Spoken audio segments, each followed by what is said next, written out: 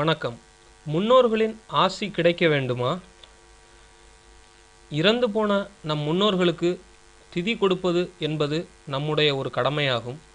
பொதுவாக மாதந்தோறும் வரக்கூடிய அமாவாசை அன்று இறந்து போன நம் முன்னோர்களுக்கு திதி கொடுத்தால், அந்த திதியில் நாம் யாரை நினைத்து திதி கொடுக்கின்றோமோ அவர்கள் மட்டும்தான் அந்த திதியை பெற்றுக்கொள்வார்கள் என்று கூறப்படுகிறது. மகாலய அமாவாசை என்பது மகாவிஷ்ணுவுக்கு உகந்த புரட்டாசி மாதத்தில் வருகிறது. எனவே புரட்டாசி மாதத்தில் வரக்கூடிய மகாலய அமாவாசை தினத்தில் இறந்து போன நம் முன்னோர்களை நினைத்து திதி கொடுப்பதால் நம்முடைய மூதாதையர்கள் சிறு வயதில் இறந்தவர்கள் மற்றும் துர்மரணம் அடைந்தவர்கள் ஆகிய அனைவரும் ஒன்றாக சேர்ந்து வந்து அந்த திதியை ஏற்றுக்கொள்வார்கள் என்பது ஒரு பழங்கால ஐதீகமாக இருந்து வருகிறது. மகாலயபட்சம் என்பது புரட்டாசி மாதம் பௌர்ணமி அன்று திதியில் தொடங்கி அமாவாசையில் நிறைவு பெற்று 15 நாட்கள் தொடரும் திதியாகும். மகாலயபட்சம் வரும் நாட்களில் அமாவாசை அன்று ஏதேனும் ஒரு கோவிலில் உள்ள புனித தீர்த்தம் நதிக்கரை குளக்கரையில் அமர்ந்து தர்ப்பணம் செய்து வருவது பழக்கமாக இருந்து வருகிறது. மகாலயபட்சத்தில் நாம் செய்யும் திதியின் தர்ப்பணத்தில் ஆறுகளில் விடுகின்ற தண்ணீரை ஸ்வேதாதேவி என்பவள் இறந்து போன நமது மூதாதையர்களின் கையில் கொண்டு சேர்த்து விடுவாள் என்பது ஒரு ஐதீகமாக இருக்கின்றது. புராணங்களில் அன்னதானம். புராணங்களில் உள்ள அவதார புருஷர்களான ஸ்ரீராமர், கிருஷ்ணர் ஆகியோர்கள் கூட தங்கள் முன்னோர்களின் ஆசியை பெறுவதற்கு திதி செய்தார்கள் என்று புராணங்களில் கூறப்படுகின்றது. மகாபாரதத்தில் உள்ள கர்ணன் பூமியில் வாழ்ந்தபோது மற்றவர்களுக்கு பொன்னும் பொருளும் மட்டுமே தானமாக கொடுத்ததால் சொர்க்கத்திற்கு சென்ற கர்ணனுக்கு உணவு கிடைக்கவில்லை.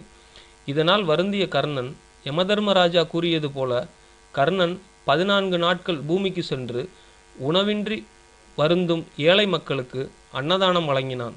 இதனால் கர்ணன் இறந்த பிறகு சொர்க்கத்திற்கு சென்றான். இதில் மேலும் ஒரு தகவல் உள்ளது. கர்ணனை பற்றி, கர்ணன் இறந்து சொர்க்கலோகத்திற்கு சென்று கொண்டிருந்த பொழுது மற்றவர்கள், அதாவது கூட வரும் இறந்தவர்களின் ஆத்மாக்கள் முன்னேறி சென்று கொண்டிருந்தன. கர்ணனுக்கு மட்டும் தீராத பசி எடுத்தது. மற்றவர்களுக்கு பசிக்கவில்லை. கர்ணனுக்கு இது ஒன்றுமே புரியவில்லை. கர்ணன் உடனே அருகில் சென்ற ஒருவரிடம் கேட்கின்றான், எனக்கு மட்டும் பசி எடுக்கிறது, உங்களுக்கெல்லாம் பசி எடுக்கவில்லையே என்று கேட்கின்றான். அதற்கு அவர், உன்னுடைய ஆள்காட்டி விரலை உன்னுடைய நாக்கில் வைத்துக்கொள், உனக்கு பசி எடுக்காது என்று கூறுகிறார். உடனே கர்ணனும் தனது ஆள்காட்டி விரலை அவனுடைய நாக்கில் வைத்தவுடன் பசி நின்றுவிட்டது.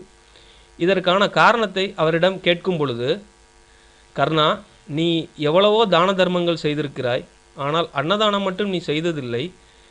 இருந்தும் உன்னுடைய ஆள்காட்டி விரலை வைத்தவுடன் உன் பசி நின்றதுக்கான காரணம், ஒரு தடவை நீ காட்டில் வேட்டையாடி கொண்டிருக்கும் பொழுது ஒரு முதியவர் வந்து இங்கு அன்னதானம் போடும் சத்திரம் எங்கிருக்கிறது என்று உன்னிடம் கேட்க, நீயோ உனது ஆள்காட்டி விரலை காண்பித்து அதோ அந்த சத்திரத்தில்தான் அன்னதானம் போடுகிறார்கள் என்று கூறினாய். அந்த நிகழ்ச்சியுடைய புண்ணியம், அதாவது அவருக்கு நீ சுட்டி காமிச்ச உன் ஆள்காட்டி விரலில் அந்த அன்னதான புண்ணியம் இருந்ததால் நீ அந்த ஆள்காட்டி விரலை உன்னுடைய நாக்கில் வைத்தவுடன் உனக்கு அந்த புண்ணியம் பெற்று உனக்கு பசி எடுக்காமல் இருந்தது. இதுவே காரணம் என்று கூறினார். இதன் காரணமாகத்தான் மகாலயபட்சம் திதி கொடுக்கும் நம்பிக்கை நம் முன்னோர்களிடையே ஏற்பட்டது. தர்ப்பணம் செய்தல். நம் முன்னோர்களை திருப்தி செய்து மகிழ்ச்சியோடு அவர்களின் ஆசியை பெறுவதற்கு மகாலயபட்சத்தில் எல்லை தர்ப்பணம் செய்து பிண்டம் சமர்ப்பித்து திதி கொடுப்பார்கள். இதனால் பித்ருலோகத்தில் வசிக்கும் இறந்து போன நம் முன்னோர்கள் அவரவர் உறவினர்கள் வீட்டு வாசலில் நின்று அனைவரையும் பார்த்து மகிழ்ச்சியோடு ஆசி வழங்குவார்கள். சந்ததியின் வாழ்க்கை.